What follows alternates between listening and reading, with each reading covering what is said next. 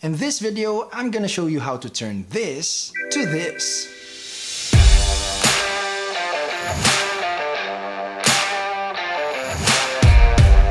Hey, what's up guys? Ryanaudencial and boy, thanks so much for being here. As you can see behind me, nasa behind the scenes tayo dahil in this video, I'm going to be showing you how I set up my interviews or how I set up cinematic interviews for documentaries and corporate AVPs. In this video, I'm going to be showing you how I light up the scene and how and where I place my two camera setup. But before anything else, I just want to do a shout out to Aputure Philippines and Fujifilm Philippines. Thank you so much guys for making this video possible. So, wag na tayo magpaligoy-ligoy pa. Let's go right into it!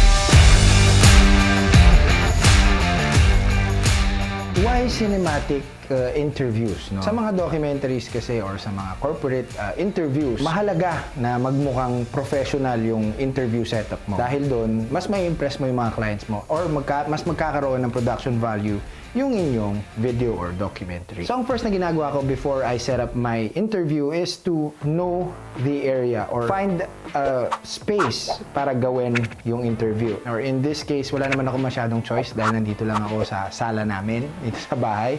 So, I chose this spot right here. As much as possible kasi sa mga interviews, you have to separate your subject from the background. So, mas maganda na may depth yung space na pag-shoot-shootan nyo. So, I chose this spot dahil malayong wall na yun. Hindi ko ma-advise sa inyo na gawin ang interviews nyo, yung subject nyo against the wall lang. Sobrang plain nun at sobrang flat lang. So, this space will suffice, no? Okay na ako dyan. Just as long as malayo yung subject sa background.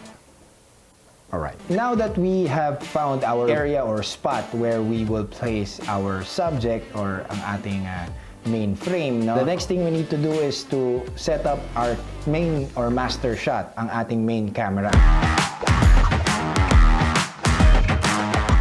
For the main camera, I'll be using the Fujifilm X-T4. The Fujifilm X-T4 is an APS-C, a mirrorless camera. It can shoot 4K at 60 frames per second and 24 frames per second. 10-bit footages. The Fujifilm X-T4 is not just great para sa videos, it can also do great photos. For the lens of the main camera, I'll be using the XF 18mm f1.4 LMWR Fujifilm lens. It's quite long. I'll be using a fast lens dahil nga if we have a fast lens, it will somehow blur out our background and it will give us more depth. Baka lang nakuha niyo yung binanggit kong LM, no? LM means linear motor. Itong lens na to has linear motor. So, every time you use autofocus, hindi ka makakarinig ng malalakas na noises. Na mas maganda ang motor nito when it comes to autofocus. For the interview, I'll be maximizing my resolution. I'll be using a 4K 16:9, 23.98 frames per second or 24 frames per second and 200 Mbps. And I'll be using the MOV or H.265 LPCM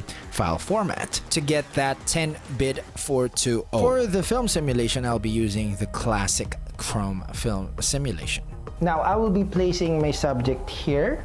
So, gusto ko dito siya nakaupo. And the subject will be facing the interviewer right here. And my main camera is right here. I'll be placing my subject just over the right vertical line ng ating rule of thirds grids to give us that lead room, no? Dahil I'll be facing the interviewer right here. Okay? And don't forget the headroom, of course. I will also be placing the camera, no? Yung level ng camera is just right, no? Eye level lang dapat nung aking ini-interview. So there. Now that we framed our shot, no, next thing we need to do is to light up the scene, of course. Lighting will definitely up the production value ng inyong interview setup. So we need to properly light up the scene. And I am using the textbook or the classic technique. No, I'll be using 3-point lighting. Before you light up the scene, of course, first thing you need to do is to turn off the house lights because you have to have the control, no, ng lahat ng ilaw sa buong space. As my key light, I will be using the Aputure 600D. It is a daylight balanced COB light with 600 watts of power output. Place it 45 degrees from the subject and put it up high enough just to get that Rembrandt triangle. For the modifier, I will be mounting the Aputure light dome with a grid to give us that soft key light. Next, the backlight. I'll be using the Aputure LS60X as my backlight. The LS60X is a bicolor COB light that gives us 60 watts of power output. I'll be placing the backlight up high and almost 45 degrees behind the subject, opposite to the key light. I will not be using a soft box for this because I need that hard light to bring out that rim light on the subject's shoulder and hair.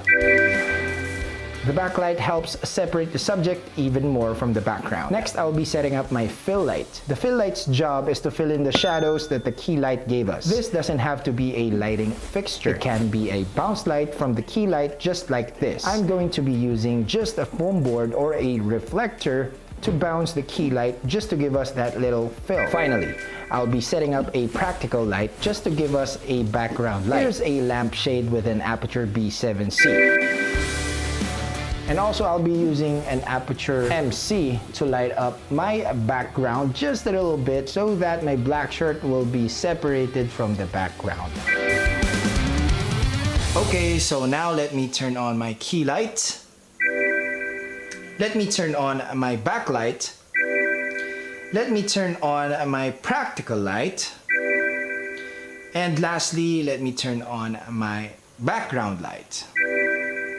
There. So now you can see how the lighting setup turned out. And of course, I also set up my second angle here. Both are Fujifilm X-T4s. And of course, all of my lights are Aputure fixtures. And I'm using the Sidus Link app to control all the lights while I sit down here and relax. So this is how I set up my interviews during documentaries and corporate AVPs. As you can see, we have two cameras here, and I'm using a fast lens for both of the cameras. This one I'm using the 18mm 1.4 and this one is the 23mm 1.4 as well. Nakakatulong ang mga fast lenses like these guys para magkaroon ng shallow depth of field, no? Kung hindi man ganun kalayo yung background nyo sa inyong subject. And as I've said earlier, I'm using the classic chrome film simulation from Fujifilm. Favorite yan ng aking apprentice na si Jesse. Now, the last thing you need to do is, of course, to set up the audio. For the audio, I'm using the Deity Vmic T3 Pro. I usually do this kind of setup, naka-boom yung mic sa ibabaw para mas makagalaw ng mas maayos yung ini-interview. Now, you might be wondering, why am I using two cameras at the same time? If you have two angles like this, you will be giving your audience a different point of view. No? Meron silang wide, meron silang medyo close-up shot. You need variation para hindi maumay yung mga audiences or yung mga viewers. And this setup will make the edit more seamless dahil kung wala ka man video support, hindi ka magkakaroon ng mga jump cuts since you have two angles. No? And sometimes if we have to emphasize something sa kanilang mga sinasabi, having a tighter shot can definitely help with the storytelling. No? And isa pang importante, if you're going to use a dual or secondary angle like this one, it's important to follow the lead room of the wider shot. Dapat parehas ng lead room, no? Kasi kung magkaibang lead room yan, eh malilito sila. Ayan. So magkaibang lead room, I have a negative space here, and on the tighter shot, I have the lead room here. This one is using the right vertical line sa ating rule of thirds. This one is using the left vertical line sa ating rule of thirds. So pag nanonood ang inyong viewers, medyo mapapagod ang kanilang mga mata. So it's better to position your second angle or your secondary angle sa parehas na vertical line sa ating rule of thirds. Now, here's a second angle. As you can see, gitnang-gitna ako. This is how you do it if you want your subject to be talking in front of the camera or yung camera mismo ang kakausapin niya. And we have our second angle right there is the Fujinon 90mm f2 lens. So there. And this was shot no, using f-log. No? So let me do this para makita nyo yung kaibahan kapag kinolor grade na. Alright. But if you don't want to use f-log, you can always use Fujifilm's film simulation. Marami kayong pagpipilian dyan, so don't you worry about it.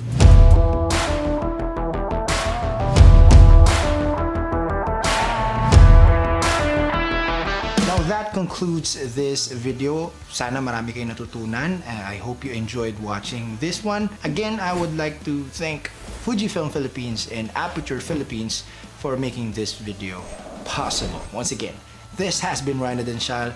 Thanks so much for being here, and see you in the next video.